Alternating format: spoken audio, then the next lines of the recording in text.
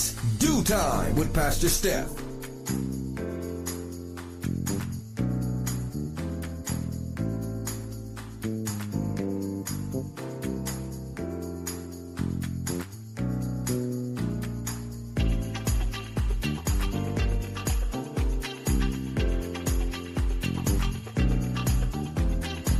Good morning, good morning, good morning. Rise and shine. You're on with this Do Time with Pastor Steph. How are you this morning? That's what I like to hear. That's what I like to hear. For this is the day the Lord has made. Let us rejoice and be glad in it. So, where were you yesterday? Yesterday we were shaking the Monday morning blues with the Do Time crew, and we talked about the Blue Whale Challenge. Now, this is a social media phenomenon, as they call it, and it encourages young people to do a series of tasks for 50 days, and then at the 50th day, you commit suicide. Yes. And upon our entry into this PSA yesterday, someone in the chat room wrote that it was old and, 15 years old and, I guess pretty much outdated. Well, the Do Time crew found that no, it is active and alive. It may have made its way onto social media maybe 15 years ago, but nothing about this has gone away. People are still doing this stuff. And what they say is you start off the challenge with watching like a horror movie and waking up at 4:30 in the morning. And then as the days go on, things get increasingly worse. And there are more self-inflicted injuries. And then in that final moment, you kill yourself. Well, you don't literally have to watch a horror movie, get up at 4:30 in the morning, do self-inflicted things to hurt yourself. And then at the final day, you kill yourself because you're already doing that. Yes, we pulled up a story yesterday. We talked about a story yesterday of a 13-year-old girl just simply walking home with her sister and two 16-year-old boys and one 15-year-old boy. They were behind some kind of bush or something, and they fired a gun at the little girl and killed her. Well, what do you think happened metaphorically? They got up that morning doing regular things, and then as the day went on, they did some other things as planning and stuff like that. And then at the final call, not only did they end her life, they committed suicide, because now they are facing prison time, possibly for the rest of their lives, because they are definitely at 16 years old going to be tried as adults. You don't literally have to jump off a bridge to commit suicide. There are many people who are living as walking dead right now, walking around thinking everything is fine, and they are literally lifeless. Yes, this is what they're doing. This is how they're living. And, the more and more we talked yesterday, the more and more we got down to some real hard conversation. Pastor KL says, you know what, when you were a kid and you lived in his house, you didn't have no feelings. I don't care what you said. I don't care what you expressed. I don't care what you thought. You had no feelings until the time it was that you left his home. Well, I asked the Do Time crew, did they agree? And they said no. You've got to give these kids these days a chance to express themselves. And the biggest thing is be a parent. You cannot pick and choose when you want to be a parent. You can't pick and choose if you're going to give them rules. And then when you see that a ruleless household does not work and everybody is literally committing suicide, and then you decide you want to jump on board and, get rules implemented. It's not going to work like that. You have to start this stuff from scratch. It is not a world where we can live ruleless. We talked about the what do you call it? The Chicago teachers union, who, they felt like there should be no jail time for the 7 children who were going to be charged, who are being charged with attacking the mother and her 2 children. They said, no, give them a taste of real life. Well, we can't figure out what real life is without being imprisoned when you commit a crime. That is part of real life. That's what we've always been shown, and that's what we've always been taught, that there are rules, that when you live and break laws and commit crimes, you are going to go to prison. What other options do you have? So, part of the Due Time crew said no.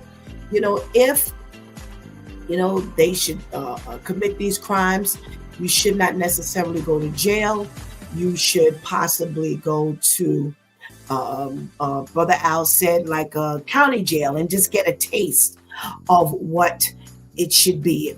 Lady Tamika said no, she would put them in county jail. She wouldn't put them in prison, but she would make them clean the graffiti off the walls that go up on a regular basis. So everybody has their different feeling of how we need to handle these children. Well, we're going to continue that conversation today with some video. And when you hear some of these crimes, when you see some of these crimes that these children are committing, I don't know if you're going to stick to that feeling, or are you going to shift and think of some new stuff that needs to be invented for some of these kids that are committing crimes? Where are these crimes in their brains coming from? You got to ask that question.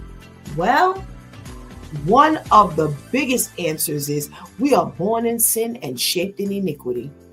Yeah, we're born sinful. And you are definitely at the seat of the enemy when you get here. And if you have parents that do not introduce you to God, then your biggest possibility is that you may end up on the wrong side of the fence. So I don't know. You have to make that decision. Yesterday's question or statement was, these children are lawless. They are lawless. And somebody has got to wield that rod. That somebody is you. What are you going to do? How are you handling the situation? How have you handled the situation? We've talked about that, how we were brought up, and do we raise children the way we were brought up? How does that work now if we were to take those same rules and regulations and roll them over into this generation? Will it be received well? Will they war against it? Will they go along with the flow? Boy, it just goes on and on and on. No, I don't know. All I know is God has every answer. And there are no 2 situations alike. So we're going to have to seek God for what He wants us to do. That's how we spend our Monday morning. Well, today is Let's Talk About It Tuesday, Church Folk Day. Yes, and yes. We are going to get to talking. We've got some stuff to talk about. I don't know where we're going to go, but like I said, part of yesterday's conversation will be continued today. I stumbled across some videos that make you go, for real. All righty. Well, go ahead and get that healthy breakfast. Go ahead and tell somebody, anybody, everybody that it's Due Time with Pastor Steph is on. And whatever you do, Don't go anywhere because we will be right back.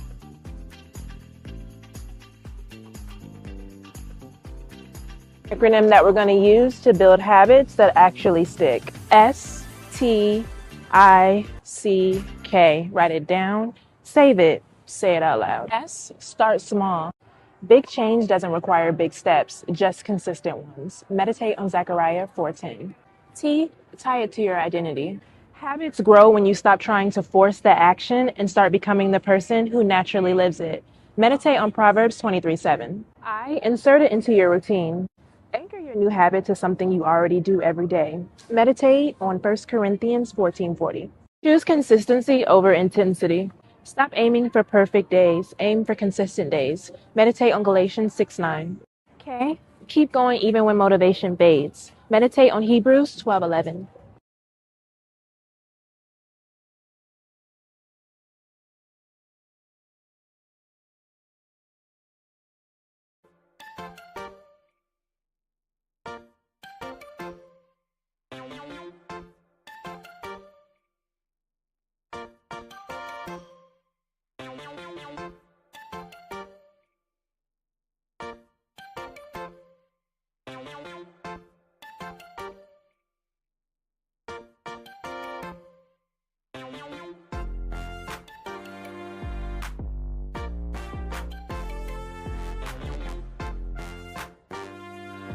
Good morning, and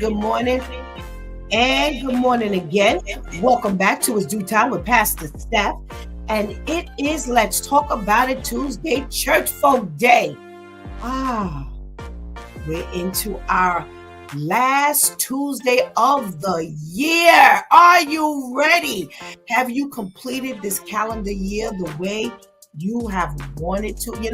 We do not celebrate, Happy New Year and all of that kind of stuff, but it's a nice benchmark, nice way to gauge, what you want to do. Sometimes people use their birthdays, sometimes people use a calendar year.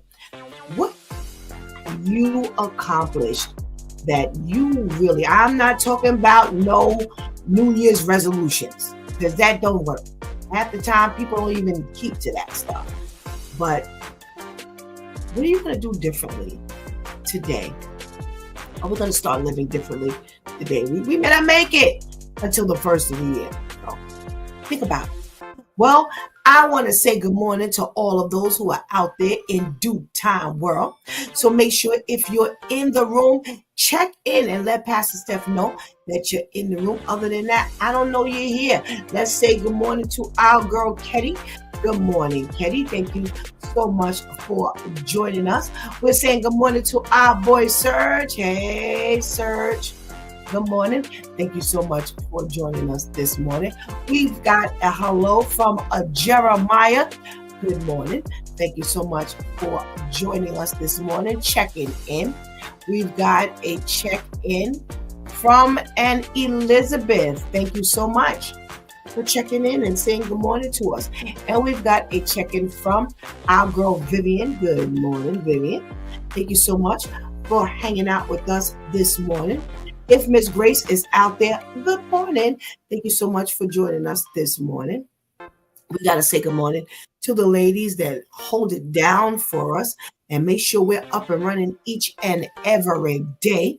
Let's say good morning to our girl, Shantice. Hey, Shantice. Let's say good morning to our girl, Anika. Hey, Anika. Thank you so much. We've got a check-in from Darrell. I hope that's Darrell. Good morning, Darrell. Thank you so much for joining us this morning. Checking in. All right. So, you know how we do our trivia every Tuesday morning. And I thought this was a good one to do as we are in our last Tuesday of the year. Well, people are listing jobs that are literal marriage killers, which means that once you take that job, you put your marriage on the back burner intentionally or just by nature of you doing this job. So let's see what is on this list. All right. I've been married for 40 years to a family practitioner. He leaves the house before 7 a.m. and most nights he doesn't get home until 10 or 11. He does hospital and nursing home visits and in his office. He sees patients all day long and makes phone calls for hours all night. He goes over lab work for hours. He's very on top of all his patients. He always has been. I am less on his list. I don't even think I make the list. My children are grown. They are married with children, so I'm not taking care of them anymore. I do watch my grandchildren all the time and enjoy it so much, but I have always been left alone. Oh, wow. She may have a great home life as far as like materialistic things, but that's kind of hard to hear, you know. And you start, sometimes people wrap themselves around the children, and then when they become empty nesters, they don't know what to do with themselves. Cops. My brother was one and was terrible to his partners. He left the force because he wanted to have a stable relationship. I've dated 2 cops. One was long-term and we lived together. Their hours and days off are inconsistent and wild.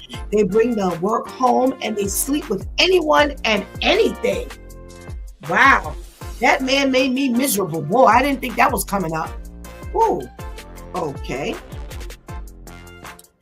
Veterinarians, long hours and emotionally exhausting job. We're talking about those jobs that are marriage killers. If you know a job that is a marriage killer, make sure you let us know and tell us why. All right, make sure you put it in the chat room. Steph, people deal with rejection all day and can't handle it at home. Unless you're the spouse of the year and super nurturing, your salesperson will most likely cheat on you. What does that have to do with being rejected? Oh my gosh. Wow. Sales, specifically pharmaceutical sales. You go away for training and meetings and everyone is together in a hotel for 5 days or longer. There is a lot of drinking and partying. Married people acting like they're on spring break. I've seen and heard some very crazy things. Wow. Okay. Mathematician. That's a marriage, a relationship killer? Wow. Extremely elitist. I've seen them call each other stupid just because they prefer a different coding language. Impossible to argue with and have really big egos. Wow. Firefighters and police officers for different reasons. Firefighters because of the shift work and trauma. Police officers because of their above the law mentality. All first responders deal with trauma and bad people that they don't want to bring home. And when spouses push to be more informed, it ends up making things worse for everyone. I've been divorced 3 times and the rate is more than 50% ending in divorce. Wow. Darrell says MTA is one of those jobs that is a relationship killer. Why? Why is it a relationship killer, Darrell? If you sweep the trains, it's a relationship killer? Oh my goodness. Doctors, especially emergency medicine doctors, lots of cheating.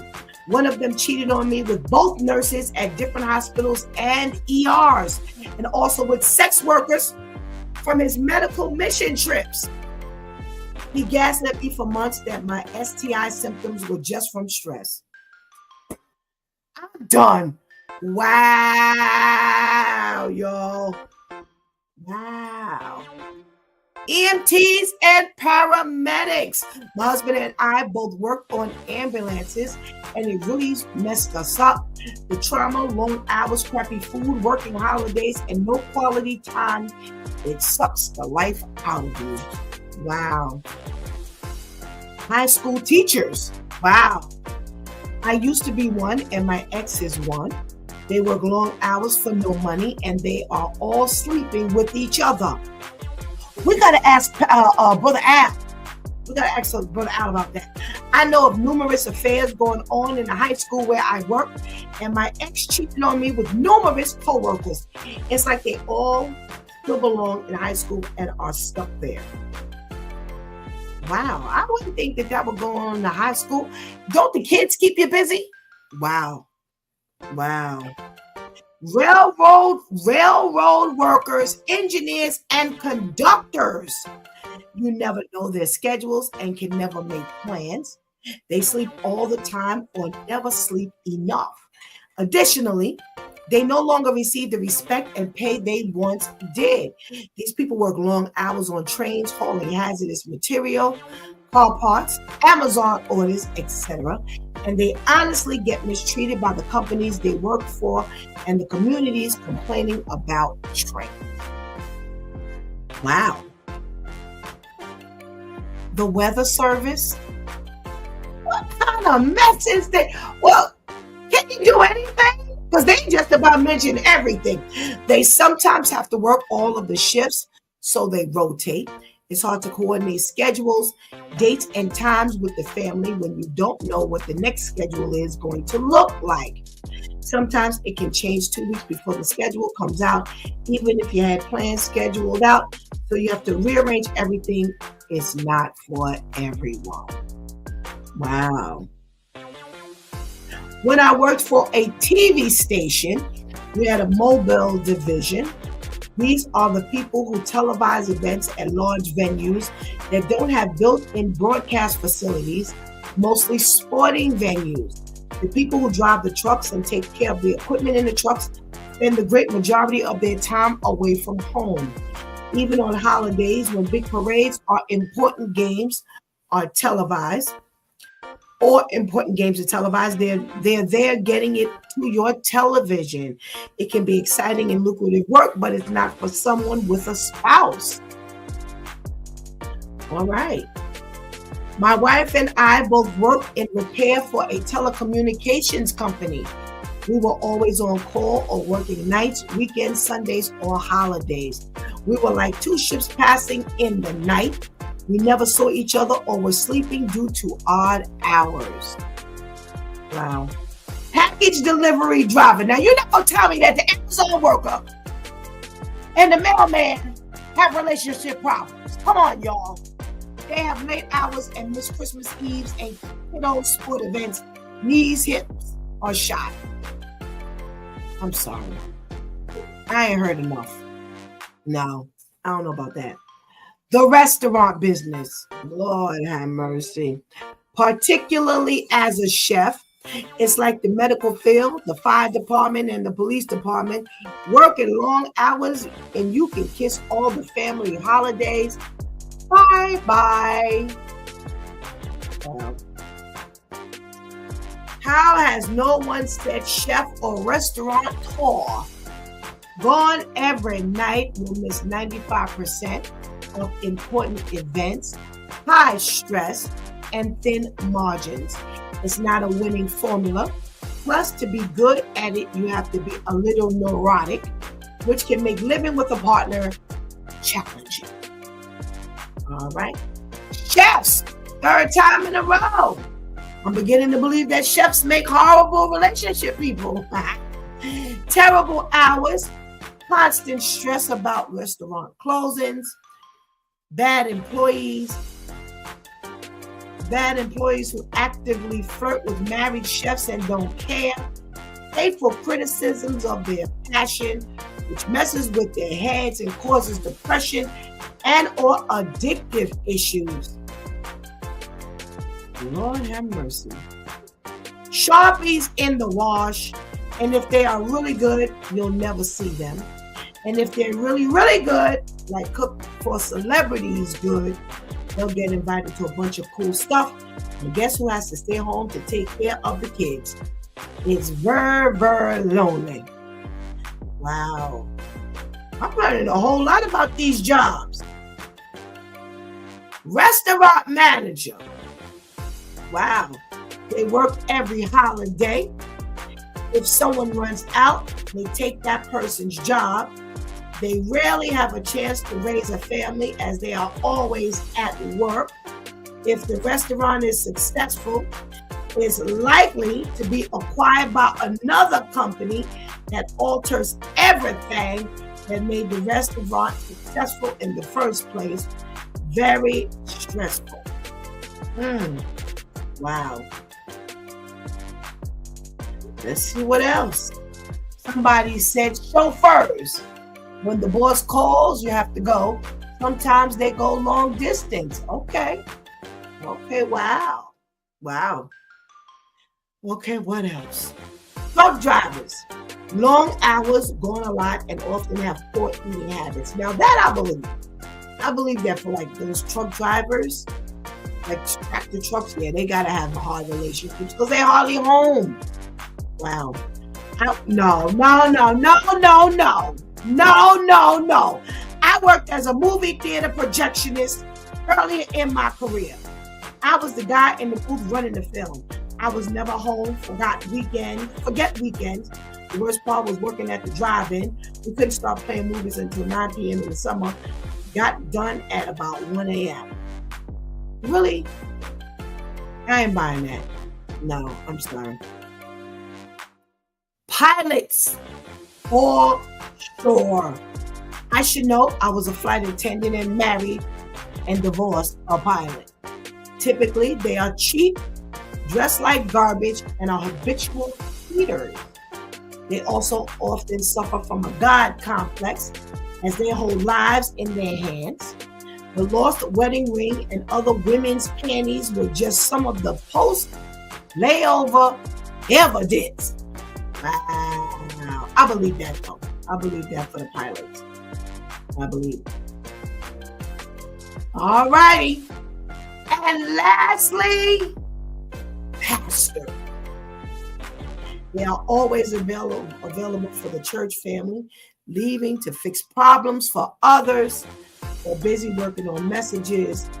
A lot of absent time physically and mentally. And I gotta say, yeah, a lot of people have complained about pastors being separate from their families because the 24 hours a day surgical responsibilities. Yeah.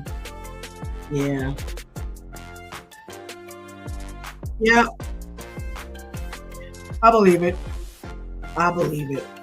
I knew something was bad when my congregation was at its largest, and I had the phones constantly rang, and one day my youngest daughter came like for the 5th time.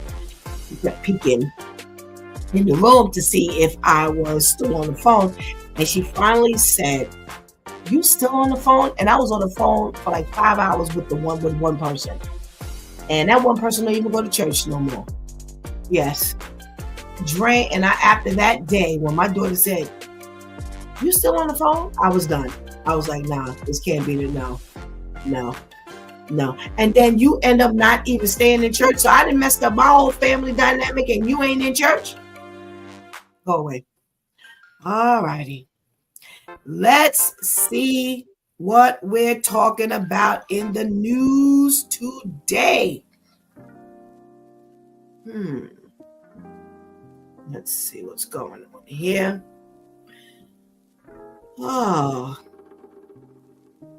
So I'm going to come back to that one because I want to ask the Due Time crew their thoughts.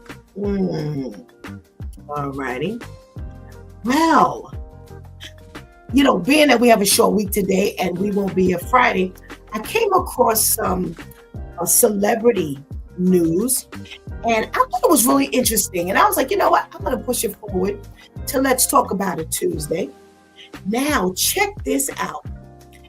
Eddie Levert Sr. Now, if you in the R&B world, you know Eddie Levert is from the OJs. Him, Walter Williams, and I think his name is, I can't think of his first name, Nolan Grant, the youngest guy on the far, your right, your left, the one on that. Because the other one is Walter Williams, Eddie Levert is in the middle, and I think his name is, isn't it Eddie Nolan Grant Jr.? And something like that. Well, check this out. This is what I was like, whoa, I gotta talk about this one. So those who are on their social media, I think it's their Facebook page, the OJ's Facebook page. Yes, the OJs have a Facebook page. Well, yes, and the OJs are like 83, 81. Eddie Levert is 83. Walter Williams is 81, and Eddie Nolan, the last one, he's got to be like 60-ish because he was the friend of Gerald Levert, and Gerald Levert would have been 60 in 2026, so he's got to be around somewhere in that age. Well, they have a what do you call it? They have a social media page on Facebook, and they found a post by Eddie Levert that is telling Trump, I don't care what the posts say, we don't know if it's true or not, but I heard that the OJs are performing at the White House. If it's true, know that I won't be there, and I have nothing to do with it. All money isn't good money, especially orange money. You all be blessed. Well, they did some research. They found out that the post was not that they were going to be at the White House in Washington, D.C., but there's a White House in Florida called the Mar-a-Lago. And he said, he put another post out that said, I don't care whether it's the White House in D.C. or the one in Florida, I still won't be there. So then there was another post from Eddie Levert, says, I haven't said anything bad about President Trump, but I have the right to refuse to perform at any function that's not paying me what I require. And he says, if you don't stand for something, you'll go for anything. And before he ended, he says, it's not just about the money, it's about what I stand for. Now, here's something that I had no idea about, which is why I'm talking about this, but that was just a prelude. I didn't realize that the song For the Love of Money that was made popular back in 1974 by the OJs, everybody knows For the Love of Money, that was the theme song for Trump's The Apprentice TV show. How do you know that? Well, they were paid for that. And Eddie Levert says he's not a bad paymaster, but they then had an issue with him when he won the 2016 election. They asked him to stop using Love Train. People all over the world, join hands on the Love Train. Yes, they asked him to stop using their song for his theme song when he won. So, I'm like, somebody black is working on Trump's payroll, because where is he pulling up these black songs, especially the OJs? So you've got a post, a statement that says, I wish him the best, but I think he's the man to run our country. So when he started using Love Train, I called him up and told them, listen, man, I don't believe in what you're doing. I'm not with you. I don't want you to use my voice. I'm not condoning what you're doing. That's what Eddie Levert said he told Trump back when he won, and they were using the OJ song. Now, Walter Williams says back in 2019, he said that Trump wanted to replace Love Train with Trump's Train.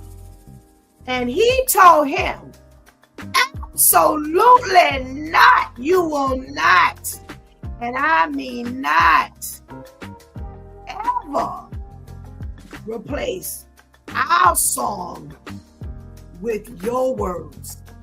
We're not having that. Yo. What stuff was going on between the OJs and Donald Trump? Man, I must have been asleep. Yeah, he says he's talked about sending a cease and desist letter to prevent the unauthorized use of the OJ's music. Yeah. Wow. So then Eddie Levert says he won't be riding the Love Train or anything else. We approve this message. Wow. So we will not be able to say that the OJs like Nelly and Snoop and all of those will be joining the Trump camp. Yes, in any shape, form, or fashion. Thumbs up to the OJs, one of my favorite groups of all times. Yes.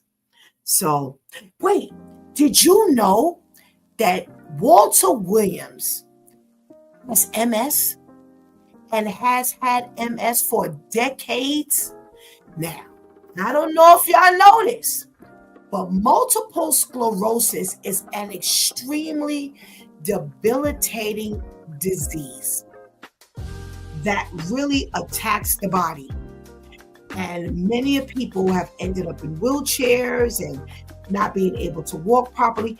Have you watched the OJs dance? Now, I've seen the OJs about 10 times live. Man, they are one of the most synchronized set of dancers ever. And to think that Walter Williams has been keeping up with all those dance steps. And let me tell you, I've seen them live about 10 times. He does not miss a step. Okay? So I don't know if money has been able to pay for the best of the best of the best care, medication, whatever. But I'm telling you, when I read that he has MS, I was blown away. And you would never know it. I just thought I'd throw that in. We got to check in from our girl, Tamika. Hey, girl. Thank you for joining us this morning. Pastor KL says, what it do, crew? Get up on in here. That's what we do. We do on the screen side, not on the chat room side, my brother. Tamika says, boy, that Trump loves himself so much that he wants to rename everything. Yes, and the OJs are not having it. Whoa. Well, let me tell you something else that where people are not having it. There is a lawsuit that is out. And when I tell you somebody is paying heavily, they are paying heavily. So out in Florida, there is a security guard who was killed during a robbery. And when the family sued, they were awarded $779 million. Now, let me give you the long and the short of this story. What happened was back in November of 2023, this security guard was shot to death, Louis Butler. during an armed robbery at an internet cafe while attempting to protect a cashier. All righty. Now, she was wounded, but she survived the attack. Now, the guy who's accused of killing Mr. Butler is 21-year-old Cavante Washington, and he's been convicted of several charges. First-degree murder with a firearm, attempted first-degree felony murder with a firearm, attempted armed robbery with a firearm. Yeah, just he's been given life without parole. Now, the family filed a lawsuit against the company because when the business was robbed at gunpoint 3 weeks earlier. Yes. And they found out that the gun was stolen from the business. And that same gun was later used in the robbery, which that Cavante used to kill Mr. Butler. They also said that the robbery that was done the first go round was never reported to the police. And they knew about the illegal gambling that took place at the cafe. And then it made sense because I was trying to figure out, well, why would they rob an internet cafe? The cash register. How much money would the cash register hold at an internet cafe? Now, I know Cavante sounds like somebody who just came from underneath the rock and he all ghetto. I get it. But I mean, come on, you gotta have a little more sense. Well, that's why, because they were running an illegal gambling operation in this place. And because they didn't involve the police, see, that's why they didn't involve the police. Because had they involved the police, then they would have had to reveal that this internet cafe was also doubling as an illegal gamble spot. That's why they didn't tell. But clearly, Cavante knew that, and that's what he was going for. So because of that, they feel that it jeopardized Mr. Butler's life, and that's why he ended up being murdered. Let me give you the breakdown. They say he was awarded more than $12,000 for medical and funeral expenses. Of course, because it costs more than $12,000 to bury somebody. $4 million in damages for the loss of Louis Butler's support and services, including income and routine tasks. $225 million for the loss of his companionship and protection. And finally, $550 million for the pain and suffering that his widow will endure because of her husband's death. So that's how you got the $700 and almost $80 million payment that this company is supposed to pay out. Now, I guess they really gonna be running an illegal gambling operation. So talk about not having it. Eddie Levert and Walter Williams are not the only two who ain't having it. So is this family. They are not having it. And smash them. Yes, because you could have possibly prevented that death. You didn't report the robbery. They were robbed at gunpoint, and as well as the gun was removed from the premises. Now, probably the gun was something that wasn't registered, because why wouldn't you tell that, right? Because if that company business had a legal gun, let's say for protection purposes, when it was stolen, you would definitely want to report it, because now if anything should happen somewhere else, you want them to know that gun was removed from the premises. So probably that gun was not supposed to be there in the first place.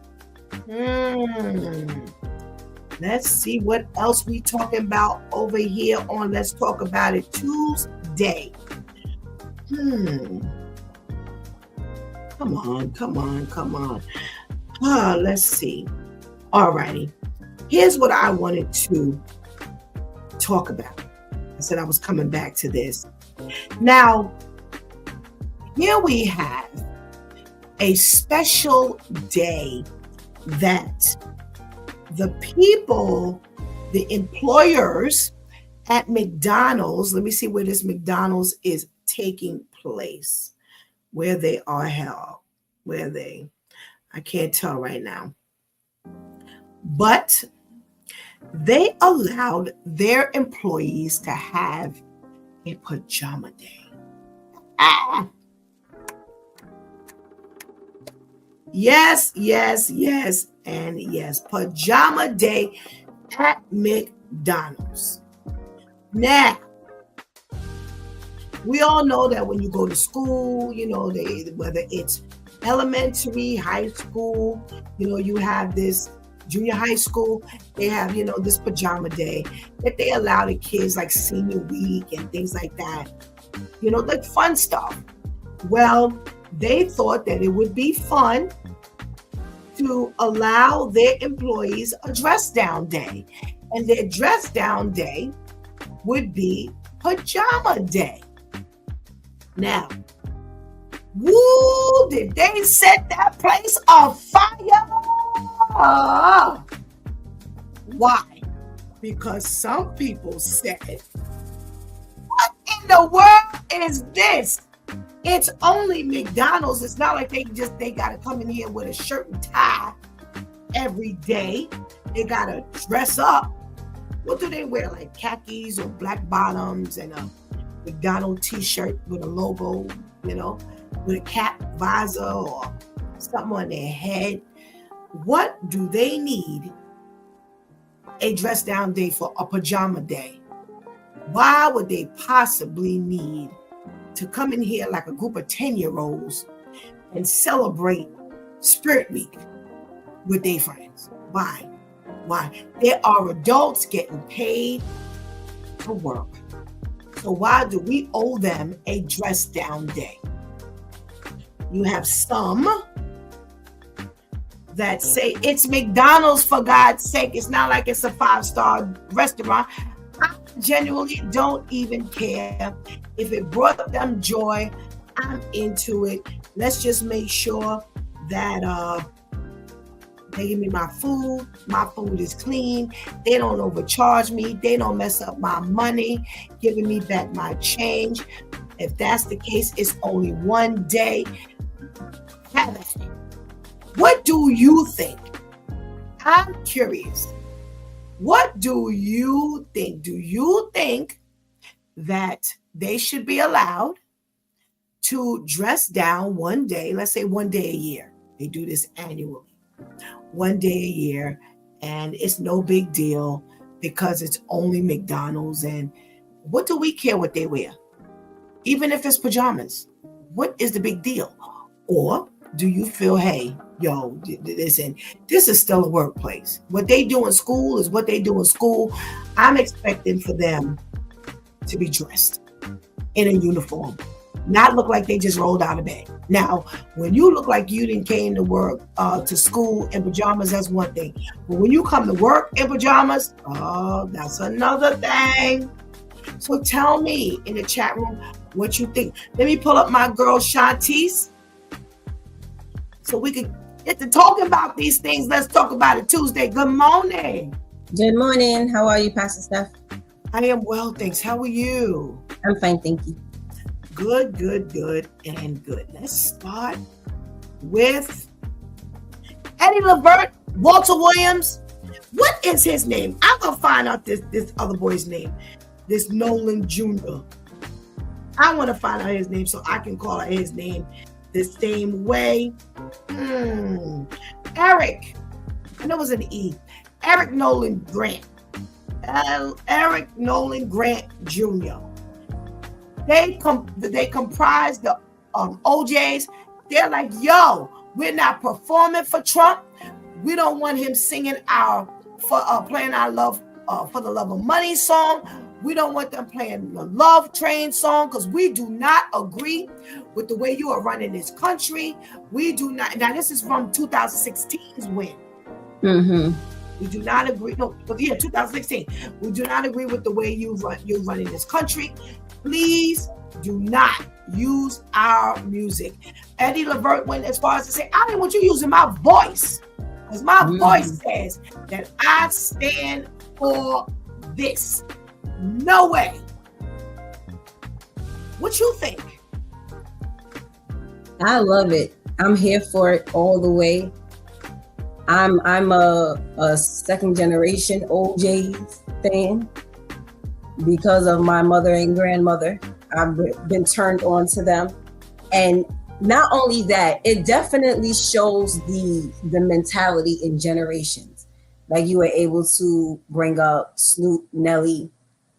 They're closer to millennial age. OJs are classic R&B singers that when you think about the OJs, the Temptations, like the whole Motown roster and stuff, they were people, the artists before them, they were people who would sing at rallies and, sing about injustice and civil rights and all of that. So they know what it means to stand up for and not be willing to compromise. These later artists, it's all about compromising because it's all about self-importance. And this is my opportunity to be on this platform and this stage, even when I don't agree with or despise. But how is it? And they're not looking at the bigger picture. So I absolutely love it. The token black that he has on in his campaign needs to go sit down somewhere. Because I agree, no one on the other side of the fence is suggesting, hey, Trump, how about you sample OJ? Like, no. And again, I keep saying this is why those on that side who hate those on this side hate those on this side so much because you love us that much. No one who has publicly said the things you said about blacks should want, even in your private time, any of our music played, let alone you being represented by any music on this side after you publicly said things. That's just so bugged out to me. That is so bugged out. So I love the round of applause to the OJs.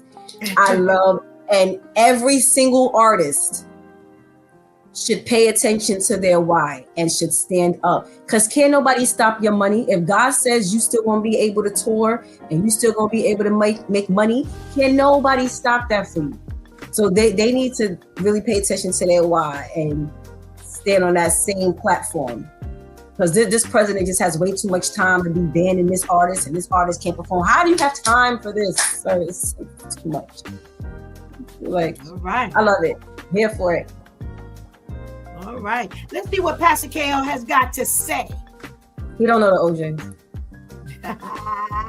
Good morning. Correction, you are the third generation, okay? You are the third, not the second, the third generation. I said I'm the second. I put my mother on the same level. Hey, Pastor KO. Good morning. How y'all doing? All right, thanks. All right. Listen, the OJs are taking a stand. Walter Williams even said, I was about to send out a cease and desist letter that you are not allowed to use our song. Eddie Levert says, I don't want you using my voice behind your work. I don't believe in what you stand for. What do you think about this thing here? Is it they're performing any place that Trump invites them to? No, thank you. I totally agree. And it's funny that in their old age, they're still in their right mind. Yep. They can still make that decision that this is not what we're going to do. And look at the irony with us who have went over to that side. The irony of for the love of money. Mm-hmm. They're doing it for the love of money. Look at the irony how we've sold out. And the song says that you'll sell out your own brother. Yeah. For the love of money. So I mean, it's just going full circle at this point. All right. Now, talk about stand up and fight. You've got the family of this Florida security guard, Louis Butler, who they are furious. They are taking this company that he worked for to task, and the jury has awarded $779 million for their negligence. They say that this place, prior to the time that this place was robbed by this Cavante Washington, who killed Mr. Butler, he was the same one who robbed them weeks earlier and stole the gun from the place and came back, robbed them again, and this time Mr. Butler, and they are holding this company to task because they said that this company did not report this to the police at all, and probably because this was an illegal gambling spot as well.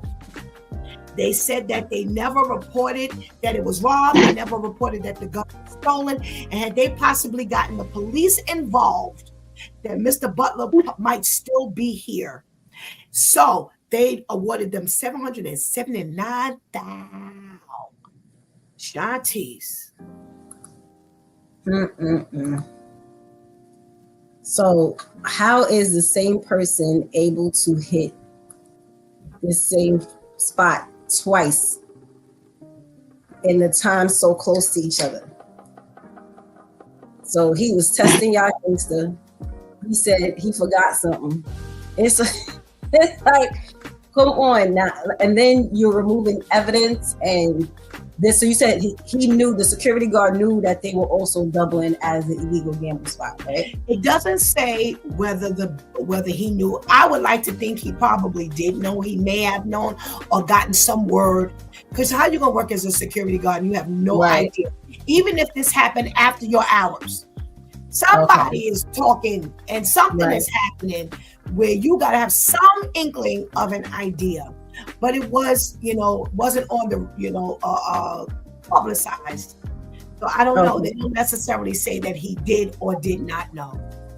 Okay, because I mean, like, we know there's certain establishments that, okay, if you're doing that and you're covering as a front, if you don't feel like this one is going to be down, then you may try to keep it real tight lit, and if his shift ends at 5, you may not start till about 7 or 8 just to make sure he's going.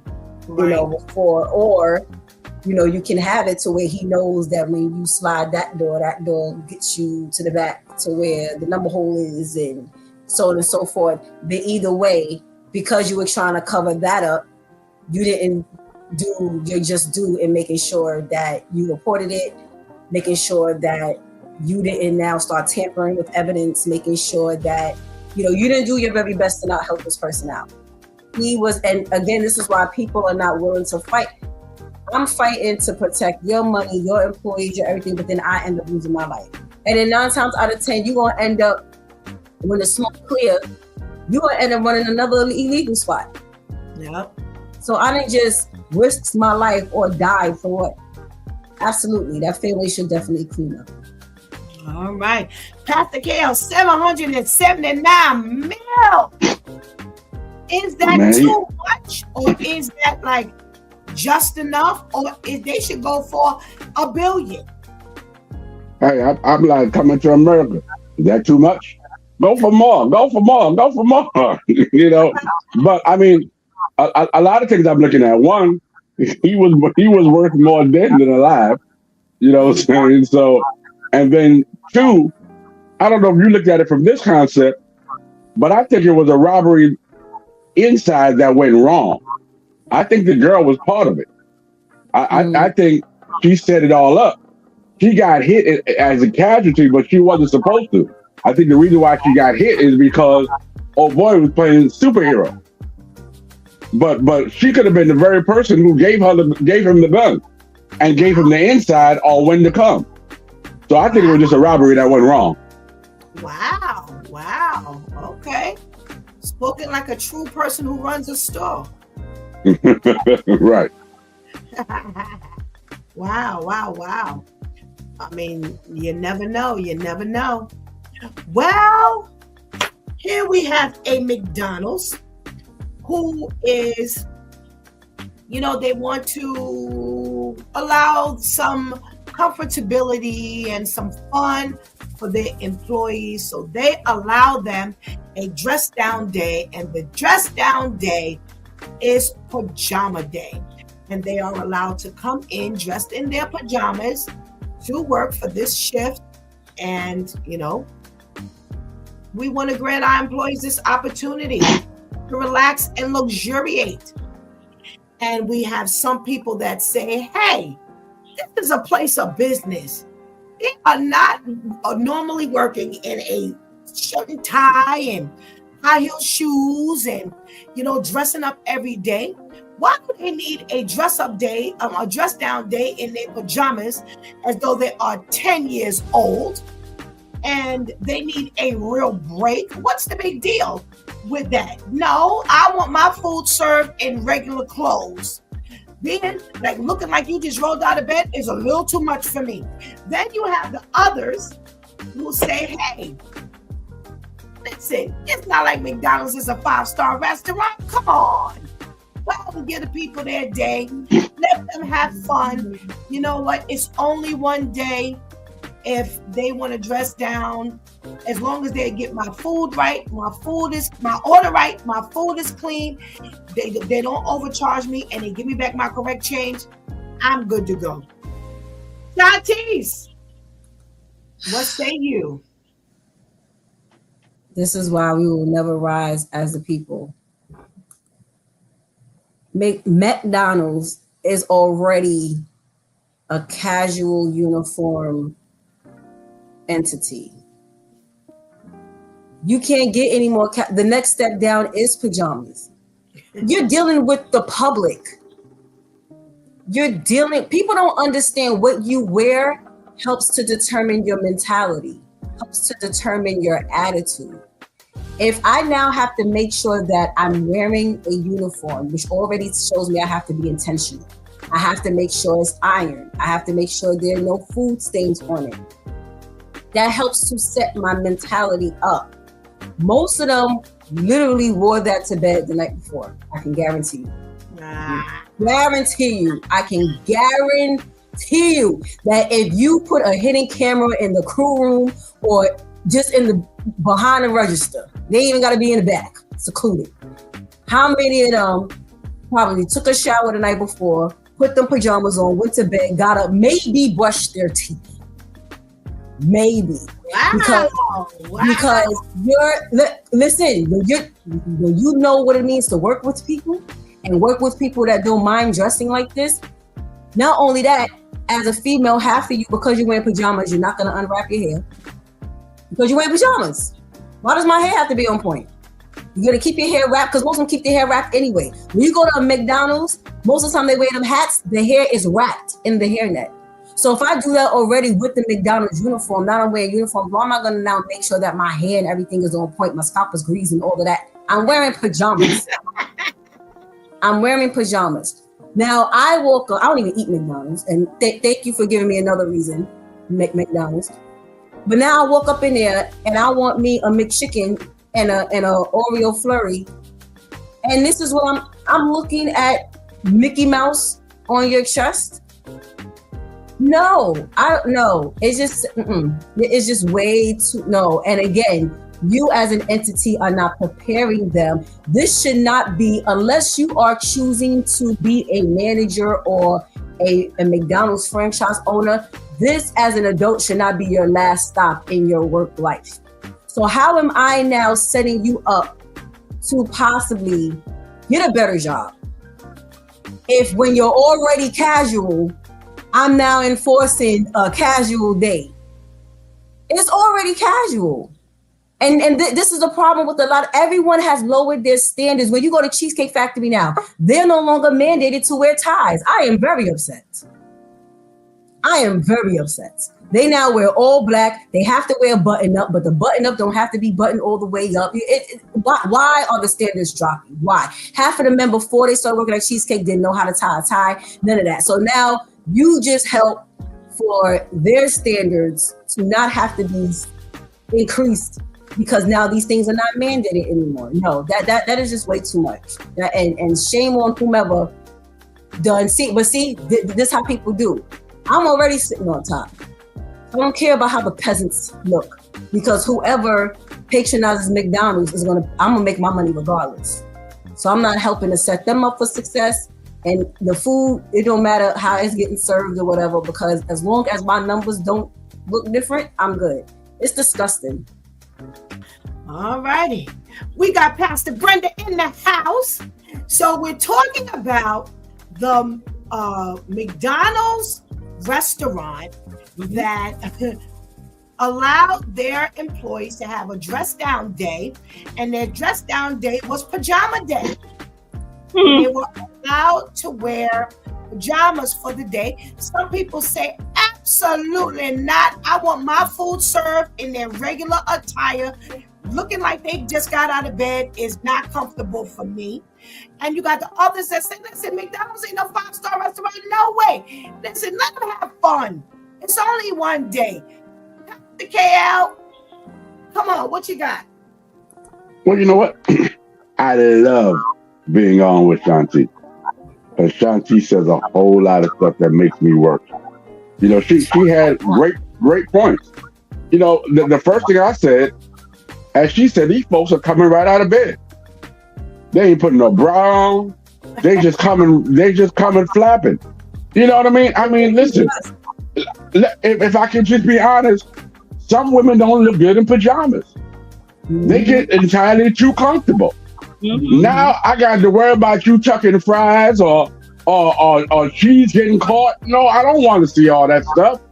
I just don't want to see that. Now I'm going to flip it to the other side now, because we're talking about kids wearing pajamas. So tell me, what's the difference between these grown light-skinned adults and black adults who wear these ugly sweaters during Christmas? It's the same thing. We allow them to have dress down day, to wear ugly sweaters, to wear ugly stuff. So if they can do it as grown adults, you know, you're not gonna get no CEO job with no ugly sweater. What's the difference? There is no difference. Wow. Okay. Good morning, Pastor Brenda. Good morning. Happy last Tuesday of 2025. Yes. Thank you so much for joining us. We miss Pastor Vinny today, and but we're so happy to have you. Listen, what say you about this dress down PJ day at McDonald's? Is it a huge deal? Oh, listen, it's only one day. They're only serving burgers and fries. We can live with it. How about they close the restaurant down at a certain time and then have that event for the employees to enjoy? Okay, because I honestly, you know, especially down here, I'm sick of seeing people outside. Forget pajama day. Every day for them is pajama day. Pajama day, bonnet day, slide day. I mean, just look at any old way. No. And I'm very particular when it comes to people serving my food. It's not saying that, you know, people have the ones that wear the ties and the shirt that they're going to make things any better, but no. You can have a special time dedicated just for the employees to enjoy it, because you're not going to enjoy it and you have to work. Come on. Have a special time. Close the restaurant down maybe, you know, for a couple of hours, say from 2 to 5, you know, after the lunch rush, before the dinner rush, and then let the employees enjoy themselves. You know, I don't do the ugly sweater thing either. I'm like,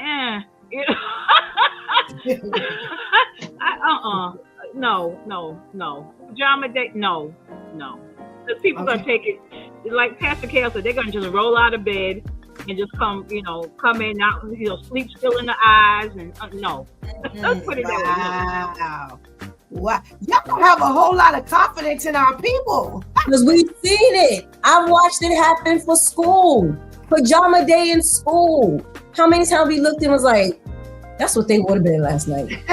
Nobody wake up and say, okay, I'm gonna put this on. And then you, again, when you're conversing with, so if pajama day is in the wintertime, if I have on a onesie, do you have shorts on under that onesie? Do you have leggings on under that onesie? That helps to show us how intentional you were, because you're not sleeping with the onesie and the leggings, or the onesie and the shorts. But if this onesie is now your outside clothes because it's pajama day, then you're gonna dress like you're going outside. We've watched it. They're not preparing themselves like that. This is my day where this is my extra excuse to not have to care about how I look. Exactly. Wow. But how about the pajamas that don't match? I'm wearing Shawnee's top and Shantice's bottom. Because I need an outfit. It don't match. You looking crazy. Wow. Oh my God. Tamika says, if you are serving people, please be presentable. No one wants to see what you sleep in when you serve me my food. It puts me in the mind that you haven't washed. Mm-hmm. No, thank you. I'm good. Carry on without me. We are going to start seeing people in their bonnets and bedroom shoes. Nope, I say again, I'm good. Yes, Shantice, put your weight on it. Or should I say, server Joe? Yes. Listen, what about that one person who, no matter what, she thinks she a diva? So she coming in her furry slippers, you know what I mean, and a negligee, because that's her pajamas. Because she has, and then she gonna wear the bracelets and the chain because she gotta show that. No. Have a seat.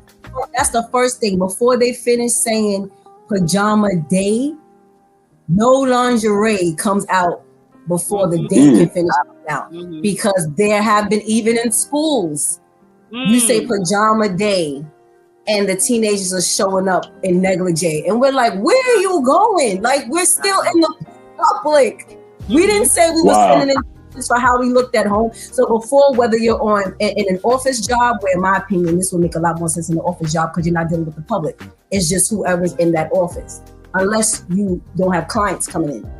But an office job, a school, anything, before they can finish saying pajama day, it's no lingerie, no negligees, no nightgowns, no. They have to enforce that hard because they tried it and they've come up in there with wow. They stack, yes, yeah, like they looking for their Boaz, yes. Showing all their Boaz. They showing their Boaz. That's what it is. Oh my goodness gracious. Okay, so let me weigh in. I say absolutely not. I still think that when you're talking about serving food, you still have to be presentable. You're still talking about serving people's food. And you should not look like you are serving me from your bed. Now, y'all don't went as far as to say that people ain't washed up and got crud in their eyes and all of that kind of stuff. And maybe you're right. I can't, dispel what I don't know. But regardless of that, just the pajama look, when I looked at the picture they had, I was like, no, I don't want nobody serving me no food looking like that. Now you say, the comment was, well, it's not like McDonald's is a 5-star restaurant. Okay, but again, I do say we need to still help to increase the standard. We don't need to give anybody a reason to feel like they're not at work. You are still working. There was a statement that was made that says, listen, they're working. They're being paid to work. And my thing is that sets apart everything. You're being paid to work. You're not doing me no favor. You are being paid to work. So when I come to get my food, I still expect for you to look professional. And if professional means you got to keep them pajamas off, then you know what? I should see the difference between home and work. And here, there is no difference. Unfortunately, I'm sorry. You find another way to make them feel comfortable. Find another way to make them feel relaxed. Give them $5 extra in their paycheck. I don't know what you're going to do, but I think that there's many other ways you can help them feel comfortable and enjoy themselves than for me to look like you served me breakfast when you just came out your bed. So I happen to agree with all of you and all of your points. Unfortunately, we still have not figured out how to mix the two. How to give people an appreciation day, but yet still keep it professional. And I'm going to tell you something. This is on the other side of the fence. Yes. This is on the other side of the fence. That we don't care. Ones that said, You know what? You know why? Because they didn't see, like Pastor Brenda said, they didn't see them looking like this already. So we know what makes you happy. So you know what? Go ahead and, you know, do what you do. And this is the way I can shut you up. Without having to give you that extra $5 paycheck, Pastor Steph, because that's exactly what it's about. Like you said, I want to show you appreciation. What's a better way of showing you appreciation than to give you a monetary bonus? But I don't want to do that. So like you said, I'm going to already give you an opportunity to look and be and act the way you naturally look, be, and act. And nobody wants to do. And as I said, shout out to Models, because they are the only company I've ever worked for that when it came time to show appreciation, they outdid themselves in showing they spent money on all the Models in the tri-state area. They had a charter bus go to every single store and pick us up and took us to this huge hall downtown. And there was catered food, there was a DJ, there was everything for the whole entire night. And the bus took you back. So your only job was you just had to make it back home from the store you worked at. That was the only thing you had to worry about. But they spent money, and that was their way of saying thank you for helping us make money throughout the year. And that will never leave me. And I've worked for $1 billion restaurants and everything, and y'all can't give us a steak. At the end of the night, y'all give us pizza, you'll give us heroes, you'll give us over two. And it's sad. It's sad. Like you said, this is how we'll pacify you in the name of showing you appreciation. And when you don't know what it is to truly be appreciated, you'll accept it. You'll accept it. And you'll think, oh, well, we get dressed down day, even though I dressed down already. Right. Like, sit down, have a seat. Right. And so, that's what I said. This is from the other side of the fence. Yes. This is the big pacifier in the mouth. Yes. And now we just walk off and we're not going to pay you a penny. Big pacifier. Nope. Boop. That'll shut you up. You know, stroke you a couple of for a day, and then we ain't got to worry about you no more, because like you said, we'll walk off talking about, oh, they let us come in our pajamas. Oh, Lord have mercy. All righty. Thank you for indulging us on our news. Well, we've been talking about last week, Tuesday, Wednesday, yesterday. We've been talking about, you know, our children and, you know, how we are dealing with them as parents. How are we dealing with punishment? You know what? Yesterday, the Chicago Teachers Union said, you know, we need to show them when they misbehave. We need to show them. Shatis, turn that down just a little bit, please. You know, we really need to show them, you know, how we that there's a difference in, you know, punishment and the real world. Being in prison and the real world. And we are really seeing some heinous behavior from our children. And the question yesterday was, what do we do with these kids? If we don't discipline them properly, will this stuff graduate into other behavior, other activities, or will it just nail the point of there's punishment behind your actions? Here's the video, and I really want us to listen carefully and watch how bad this can get, and ask, what are we going to do with these children?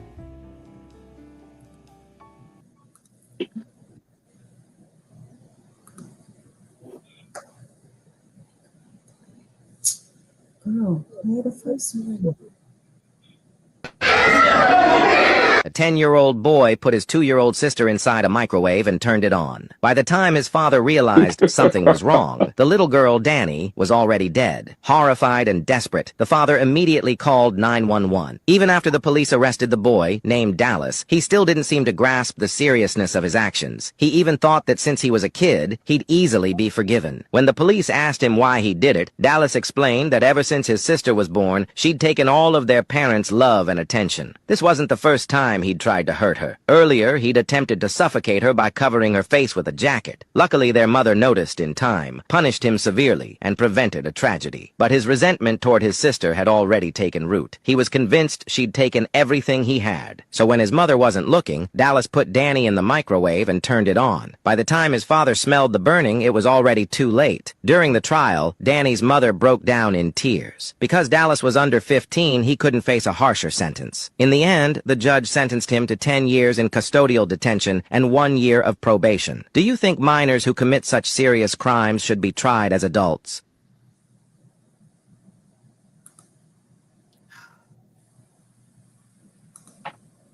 If Shanti's put Tamasia in the microwave,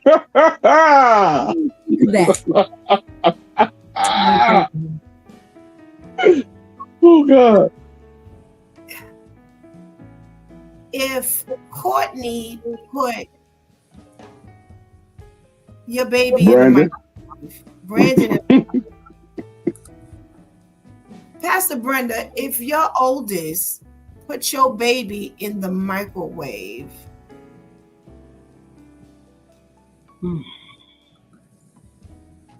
I just want that to marinate.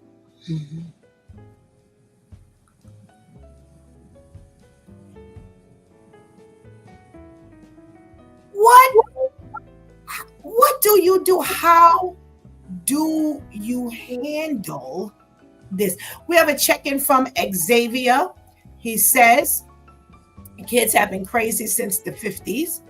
When have kids not been rebellious?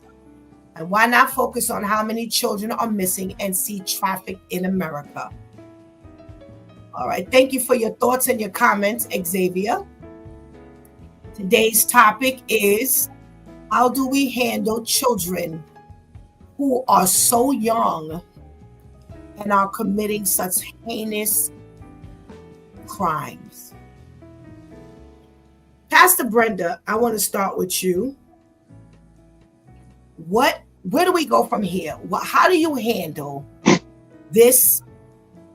How do you respond to this behavior? Oh, you know, when there are certain tendencies that are recognized, when certain behavior patterns that are recognized. If you see a 3-year-old strangling cats,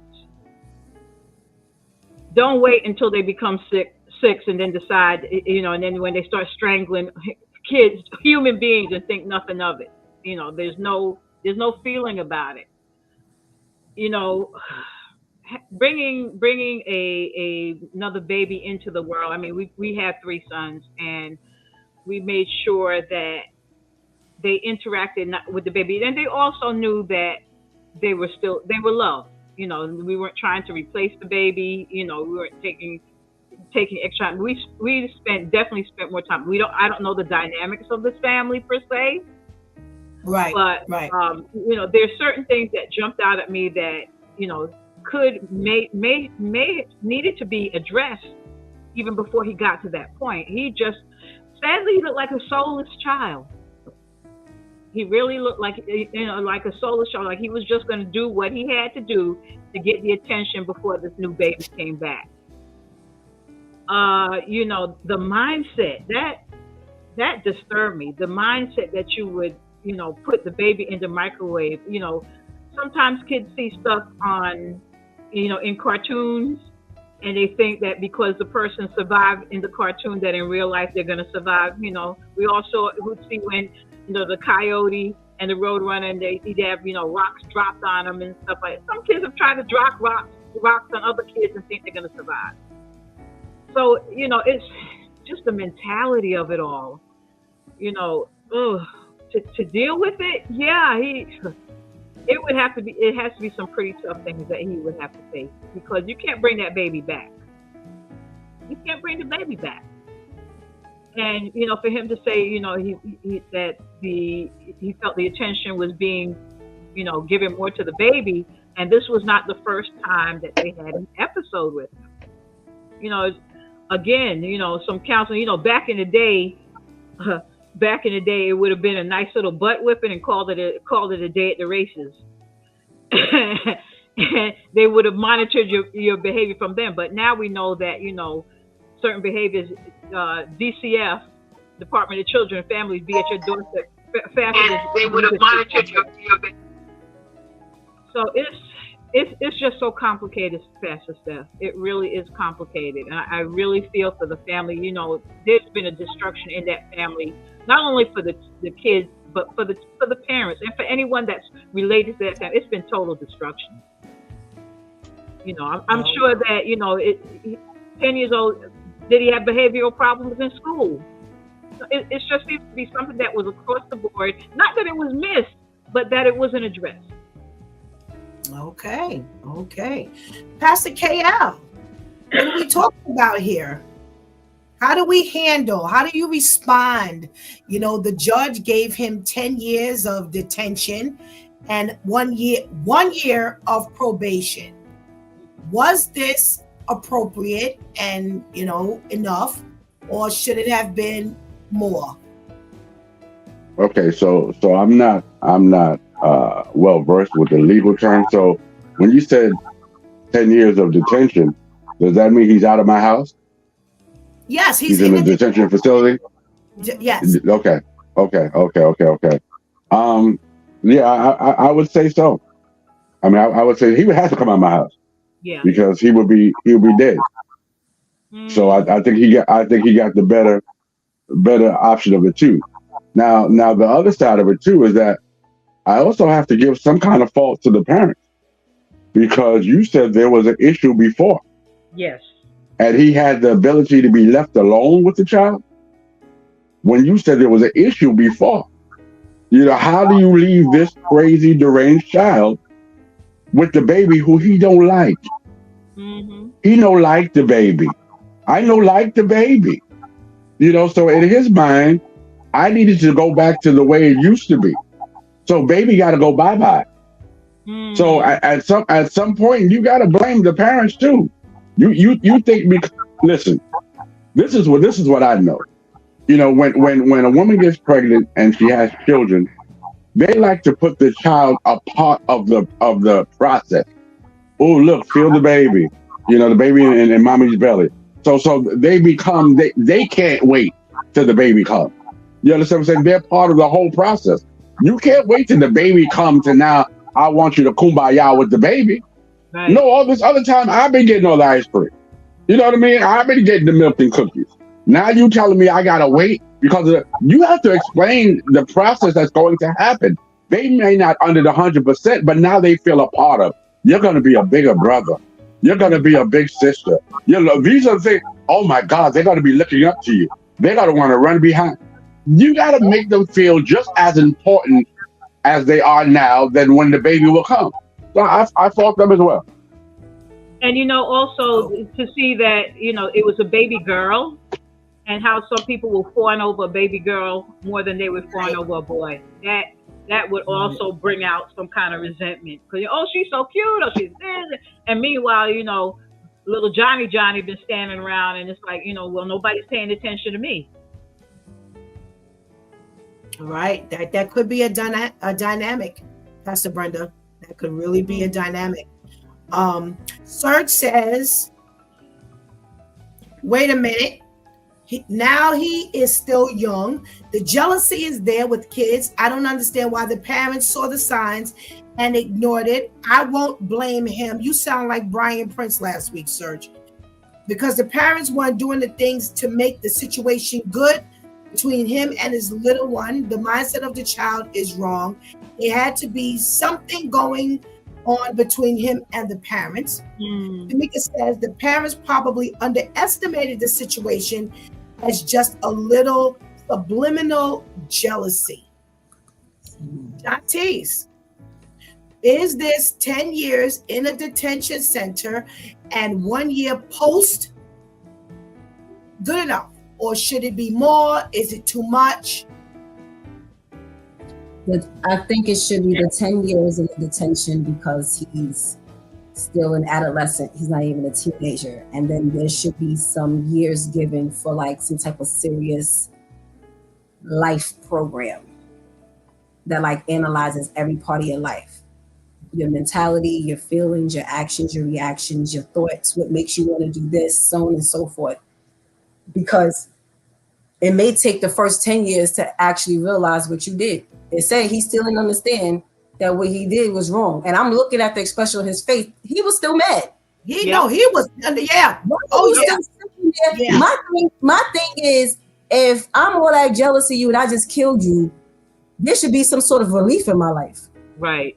You still sitting there like they said, well, she made it, and you like, maybe I should have put her in for 10 minutes instead of 5. Like, that's how he was sitting there looking like.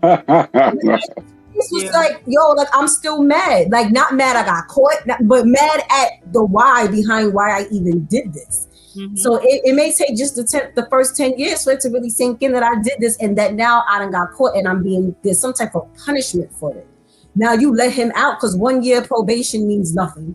So now you let him out after that. So what is he, a late teen, early 20s? You probably even more upset than when you went up in there. No, it needs to be something a lot more extensive. I agree. There's no way I catch you or almost catch you about to put anything over my baby's face and they don't come finding you hanging upside down. I said yesterday, I'm all for hanging the kids upside down.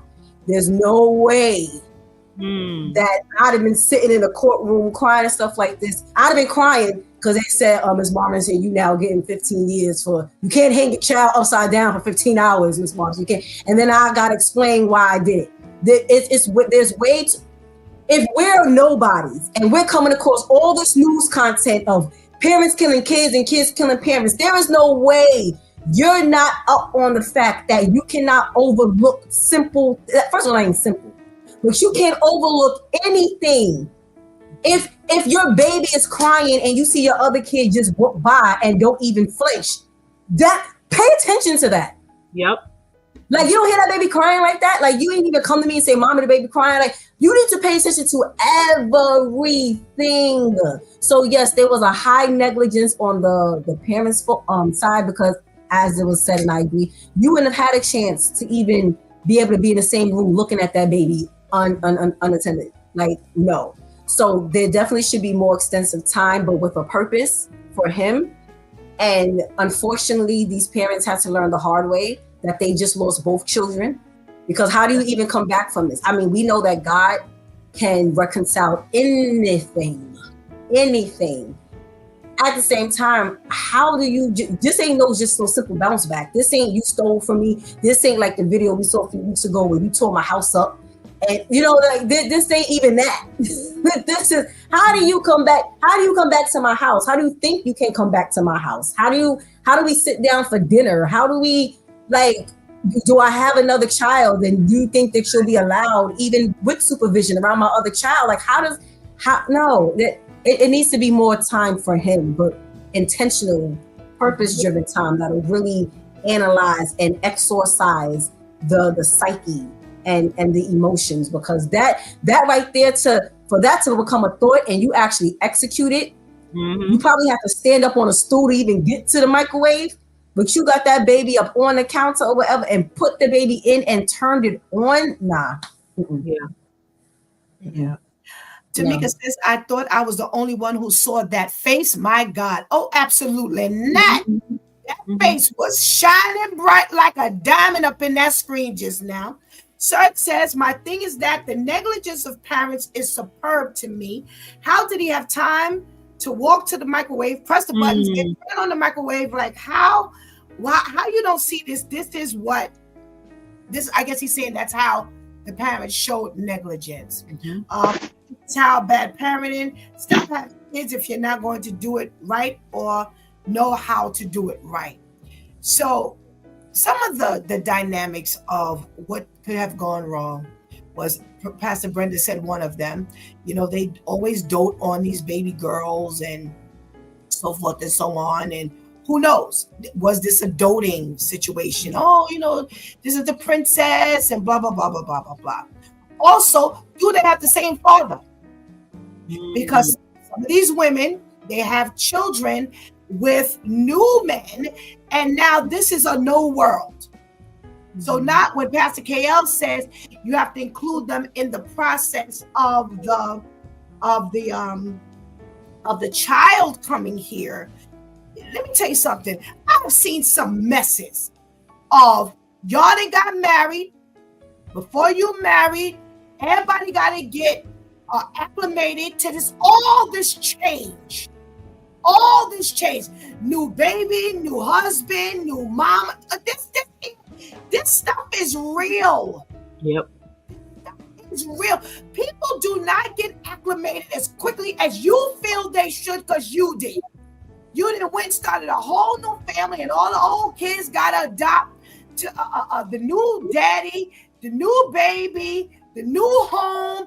I don't understand this. I know someone personally. She had 2 boys, and I think they were like 2 years apart. The boys, same dad. They weren't married. Her and the guy was not married. I think maybe could have been maybe around 10 and 8. She got married to this guy who had been around the kids for a while.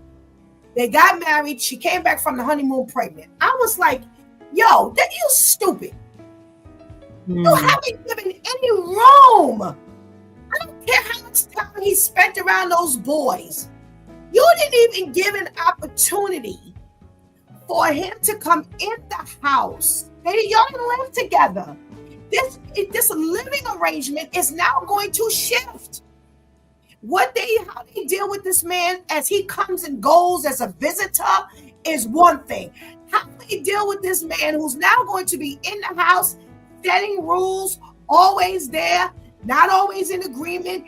You're going to have to deal with the discipline on a regular basis. And that in and of itself needs some acclimating time. Now you can come from the honeymoon with a baby in your belly.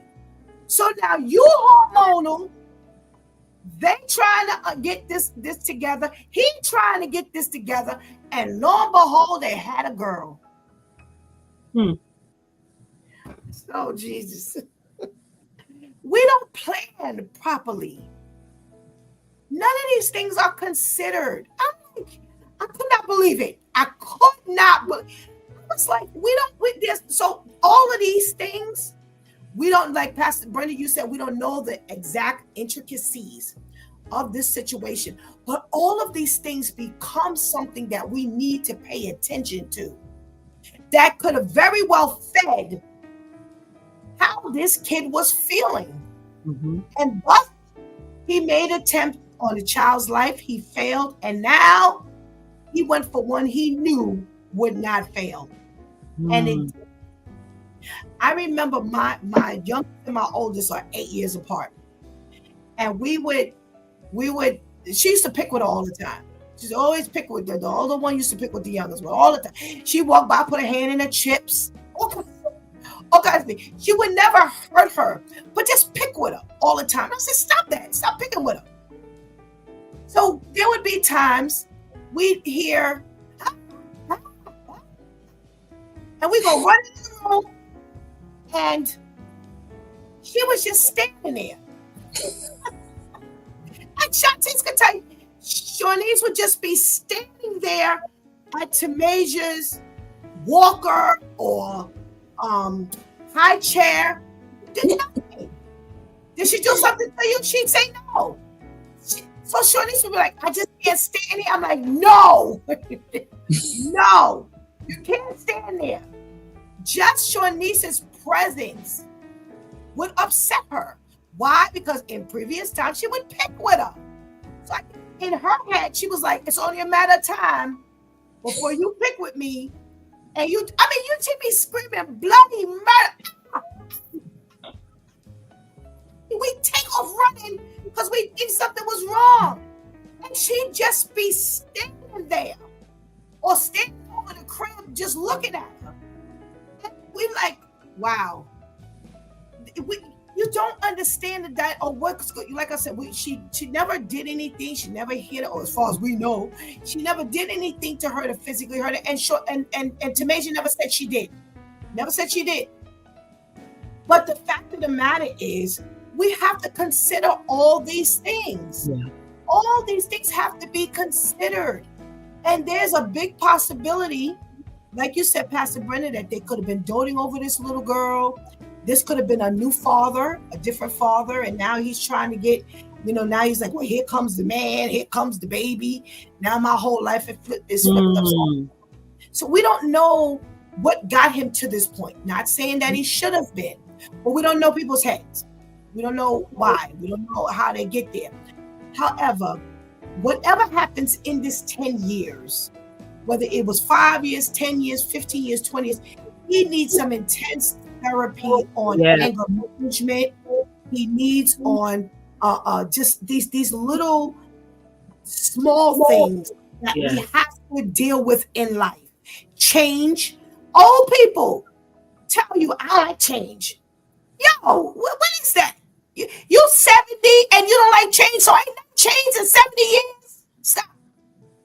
You didn't have to deal with some change. When you went from elementary to junior high, there was change. When you went from junior high to high school, there was change. When you went from high school to adult, there was just, stop talking about you 80 years old, you don't like no change. Stop. So even old people spent they didn't just get like that. They've been like this. So he needs whatever time he spent away from that home as a punishment. He needs to have that time with those types of classes, learning opportunities, just helping to undo some of the things in his head as to how to respond to change, how to respond to things that you don't like, because that's life. We're going to face things all the time that we don't like. So I think it doesn't matter how long you lock them up for if none of those things are addressed. If you just lock him up and all he's going to deal with is, punishment, then it's going to be a waste of time.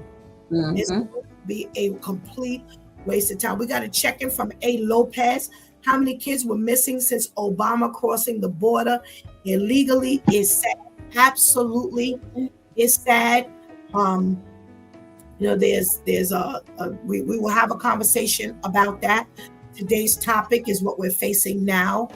How do we deal with these behavioral patterns of some children, and how do we deal? What does a punishment? What proper punishment fits the crime, if you will? Pastor KL, since you're the first one on your way out here, what are we telling our viewers and our listeners to close this out? Well, you have to be mindful of what's going on in your home and your surroundings. Children do what children do when they don't feel the same amount of love. When it doesn't, children are into routines. If I know that if I come home, I'm going to get a cookie and milk, then this is what I'm looking for when I come home. When that changes because now you have to go take care of my little sister, I don't understand why I can't get my cookie and milk first. And unless you explain it to me and make me a part of the transition, then I'm resentful.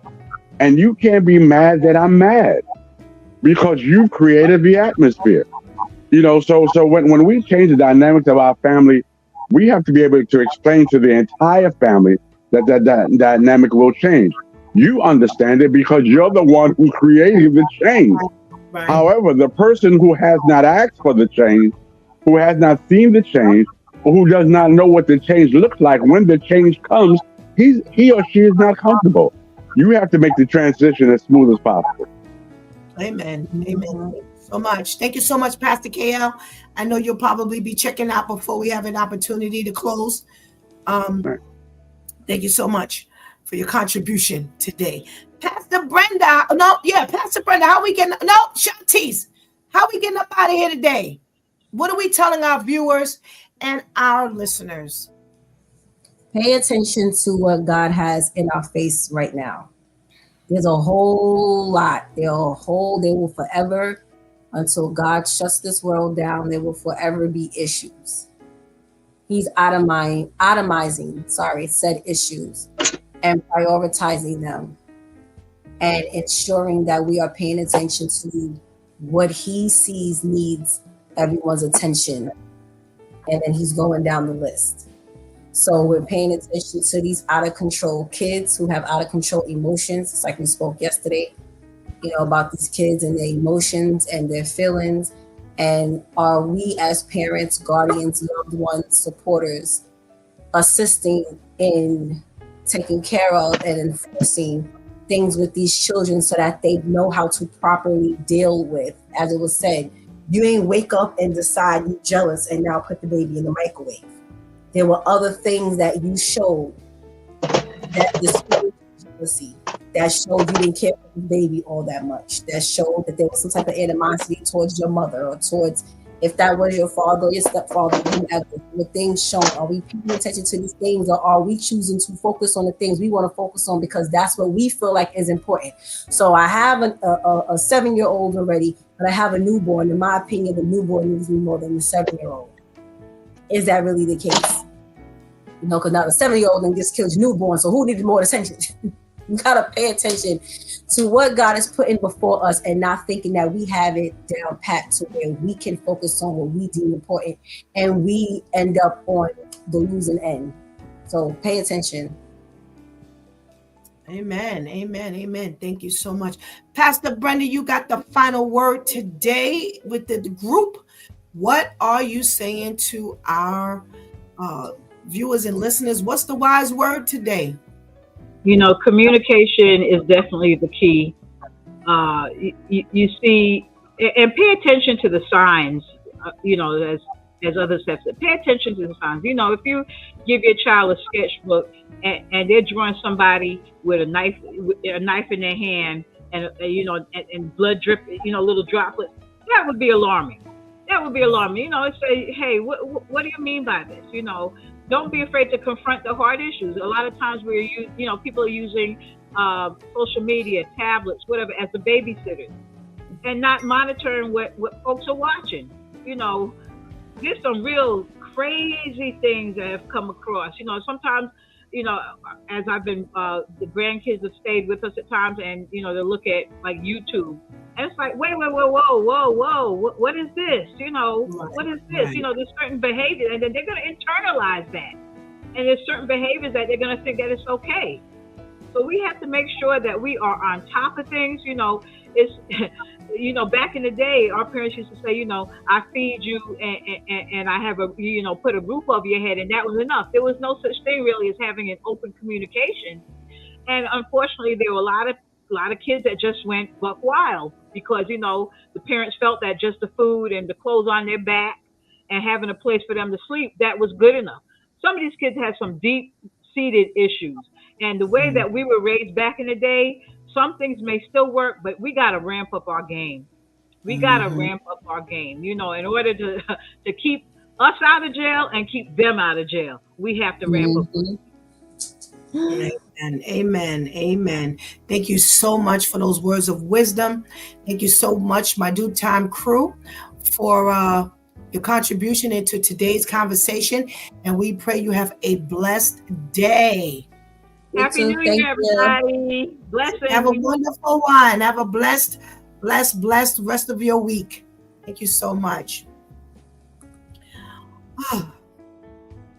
We have the way of a fool is right in his own eyes, but a wise man listens to advice. That's Proverbs 12:25. We have, when a scoffer is punished, the simple becomes wise. When a wise man is instructed, he gains wisdom. Proverbs 21:11. We have Proverbs 15:5. A fool despises his father's instruction, but whoever heeds reproof is prudent. Proverbs 14:16. One who is wise is cautious and turns away from evil, but a fool is reckless and careless. What am I talking about? When a person hears words of advice, you take heed. You pay attention to what is being given to you before you X out those words of wisdom and trade them in for your own. You know, the Bible tells us that we are overcome by their testimony. And one thing about this group is we are very transparent. We talk very much about our own experiences. And what we have experienced, we don't mind sharing. We don't mind sharing. So my advice to you is God has us here each and every day. And pay close attention to what you're being given. We have, let me get just a little adjustment here.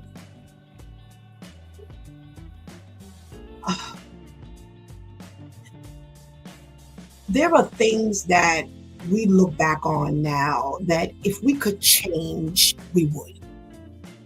Hindsight is 20/20. You learn from your mistakes. But learning from someone else's mistakes is golden. I've heard people say a million times, you know, I have to do it myself in order to learn. Or people, oh, they had to do it in order to learn. That ain't biblical. I just got finished reading you a whole series of verses that show that if someone is giving you words of wisdom, words of advice, that you would be wise to pay attention. And I gave you an example of someone I knew who made what they thought was, I mean, when I tell you she was ecstatic about coming home, I mean, couldn't wait to tell me, and we're childhood friends. So it's just not somebody I just met. I mean, childhood friends, elementary school friends. And I just could not understand. I saw so much more that could go wrong opposed to what could go right. Then someone, that was her life. Let her live her life. She got to learn her stuff. No, because look at what could possibly happen when we introduce things just a little sooner than we should. Things that could possibly happen when we introduce things that should not be introduced at all. That's where I ultimately want to go. As the panel was talking, something was delivered to me. Are we following God's direction for our life? Are we? Are we? Are we? So last week, Brother Ainsley said something. He said, you know what? When you are out of God's order, then things just don't go right. Things don't end up the way they should. Now, we're not talking about things work out for those of them, you know, that love the Lord. How God just turns it around for your benefit. We ain't talking about that. Because if God opted not to do that, then where would we be on a lot of decisions we make? A lot of times our first movement is wrong. Go back to Ainsley's concept. The first movement is wrong. So we didn't rush into a relationship. We've had this baby. And now we have this big oops that we are now facing. We love our child. We raise the child. We give them everything. And then God sends someone who loves us. And we decide we're going to get married and we're going to build a family. And all you're thinking about is, this is my new husband. This is my new wife. You know, I've waited and now it's time for us to build a family. A lot of thought is not given to the beginning. How do I know? Because baby, when I tell you I talk. When I tell you I listen. And one of the things that anybody who knows Pastor Steph knows, I'm dangerous with a question. I'm not more for advice than to give you thought-provoking questions. And that's why I gave you that example I gave you of the woman that I knew.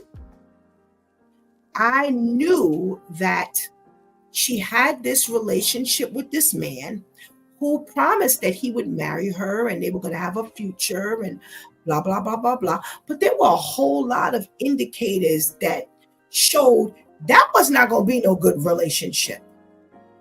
I could think of 50 off the top of my head. And I used to ask her as a friend, well, is that what you really want to do? You know, this is what he wants to do. And finally, after a while, they began to rub one another wrong and they decided to separate. And now she's pining over not having a father for these kids, boys, and wanting a father for these boys. And there's nothing wrong with that. Nothing wrong with that at all. But let's go back. It started wrong. And then she ain't the only one. I've done it, started wrong. Many, many, many. And I'm giving you a scenario that I'm hoping you catch. So now we have the dynamic of I want to get married because I want to be in a relationship and I want to be in a permanent relationship and I want a family dynamic in my life and I want a father for my boys and so forth and so on. So now I meet someone, you know, I get along well, he's good for me, he treats me nice, he's showing me that there's a future. I've integrated the relationship between him and the boys and they're all doing well and everything is moving nicely and now it's time to get married. He proposed to me and now I'm getting married. Now the smarter thing to do would have been to set up that family dynamic. Everybody get in the house, let's see how this goes. Because who's to say that this is going to work smoothly? Most times than not, it's going to be some bump in the road because again, they come from a single parent household. So only one person is ruling. We come from a home where it's a strong parent. So they're accustomed to, you know, doing things their own way and making it happen and blah, blah, blah, blah, blah. So now these kids have to now be faced with another person in the home to now have say. And I'm going to be honest, a lot of women have a hard time swallowing that man, which was always funny to me because I'm like, well, didn't you know this was good? Wasn't this a plan? No. But despite the fact that it's a plan, don't be disciplining my kids. I'll discipline. How you bring the man in the house? You don't want the man to discipline the kids. He running the house. It's his house. He paying rent. He paying bills. But the kids get to have to say, and he doesn't. Women, again, where's the plan? You want the marriage. You want the relationship. You want the family. But you don't want the discipline to go on. Because the kids are warring against the discipline because you having a hard time swallowing the fact that somebody else got some say over your kids. But pay attention to me. Pay attention. So now we haven't secured that we're on an even keel. So let's say for argument's sake, it would take a year for this to become, you know, an acclimated behavior, lifestyle. We're all on we didn't went through the rough. We haven't given it time yet. Because we came home from the honeymoon with a baby in our belly. Now, as an older woman, because we ain't 30, we ain't 25 at this point, we are on the older side of life. Hormones are going to be out of this world. We can't dictate or determine how our bodies are going to handle this pregnancy. We're not going to dictate how we will be mentally, emotionally. And now I'm dealing with a husband who I'm beginning to learn how it is to live together without the pregnancy hormonal issue is one thing. Now we're adding to that. Now I got to deal with my kids who are getting older. And now my hormones all over the place. So separately. But now we're going to put that all together because guess what? We're all under one roof. So now all of this stuff has to work. because we didn't set this arrangement up. Is this God's plan? Is this God's will? Or is it, well, we're so happy to be married, to have a father in the home, to be having another child, because now I'm having a child with my husband. Who's to say that you even should have had a child with the husband? I'm not saying not. That's not for me to say, but I'm putting it out there. Have we consulted God with these plans? Have we put these plans up and then asked God to bless the plan?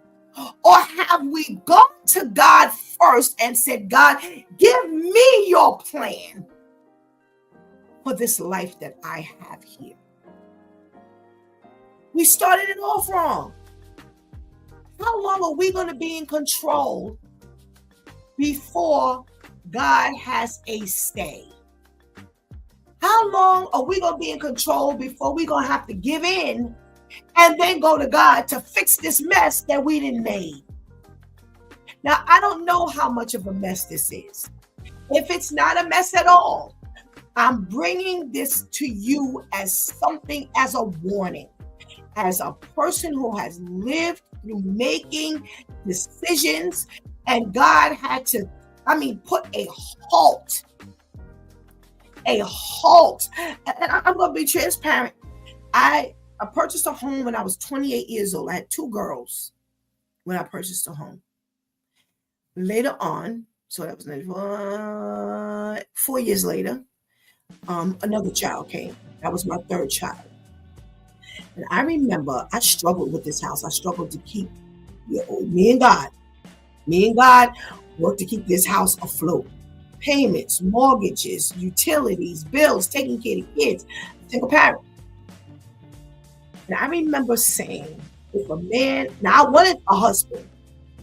And I remember saying, if a man is going to marry me, he can't come up in this house telling me what to do, telling me and giving me rules, because it was me and God who struggled with this house. Nobody's coming up in here telling me what to do. Now I wanted a husband. And that was logical to me, because you ain't coming from nothing and coming up in here with my struggle. I didn't held this down by myself. Here you come up in here, now you gonna run things? I don't think so.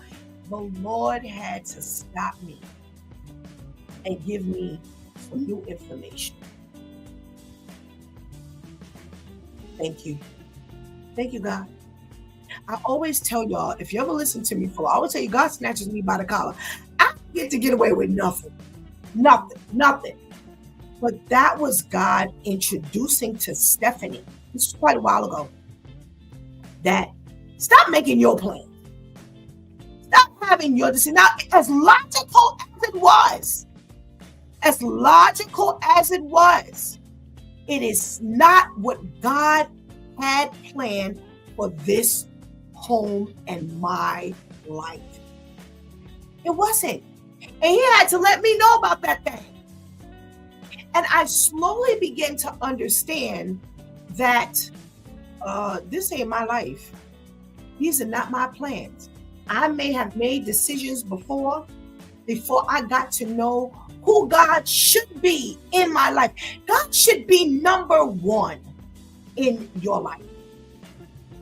He needs to be number 1, because it'll keep us from making so many errors that he's got to come and clean up later. So now that changes the trajectory of all of our prayers, because now our prayers are, God, please save me. God, please help me. God, please change this. God, please make this happen. God, please undo this thing. God, please send this and this. No. Opposed to us putting it before God, let God put it before God, and take let God order your steps. Don't wake up telling God what you're gonna do, telling this world what you're gonna do, making your plans,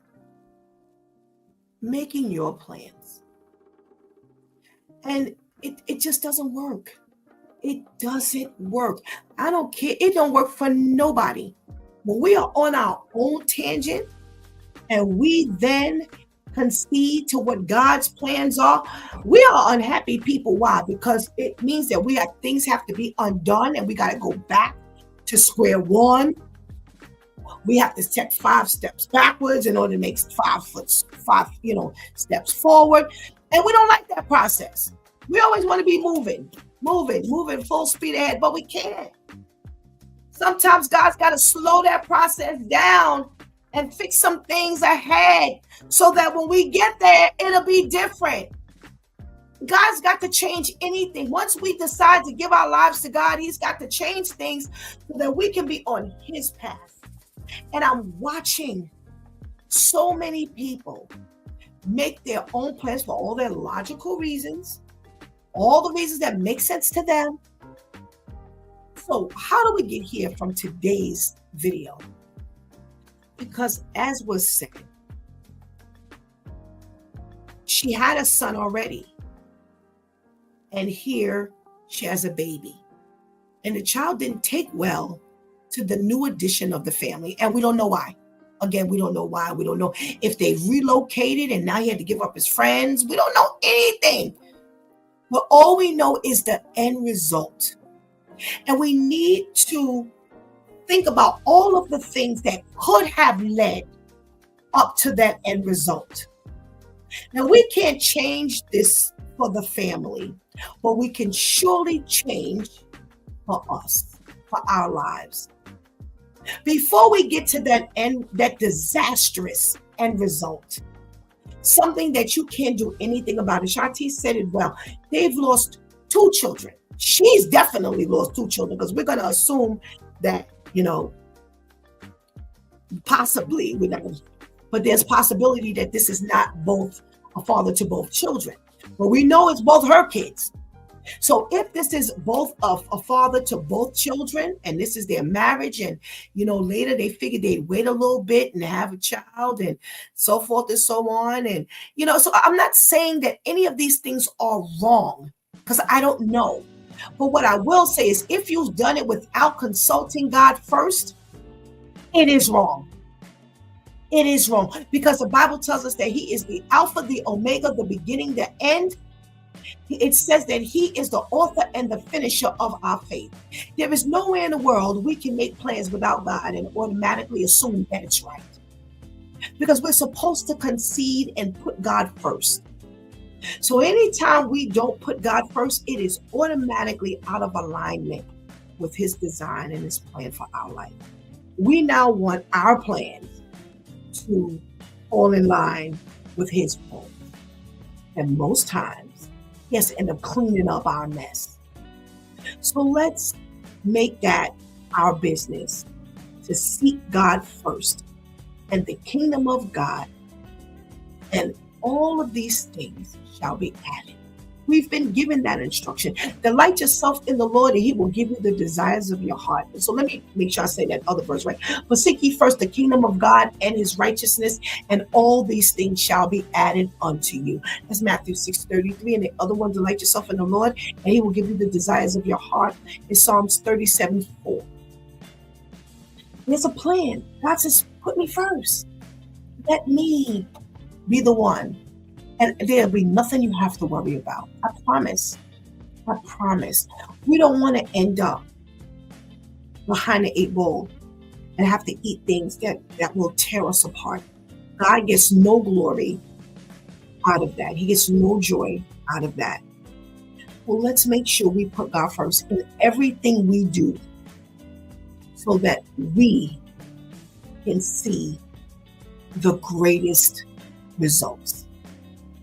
You've been watching It's Due Time with Pastor Steph. Join us Monday through Friday from 7 a.m. to 9 a.m. where we discuss matters of the heart, mind, and spirit. As you go through your day, be sure to set your mind on things that are above, not on things that are on the earth. They will only serve as a distraction. Remember, prayer changes things. It's Pastor Steph signing off, and I want to thank my Due Time crew for always coming through big time. Thank you for hanging out with us and helping keeping that chat room alive. Please do not miss this opportunity to just accept God as your personal, accept Jesus as your personal Savior. Make God the head of your life right now. Please do not miss this opportunity. Please do not miss this opportunity to just make God the head and get closer with Him right now, because later is not promised to any of us.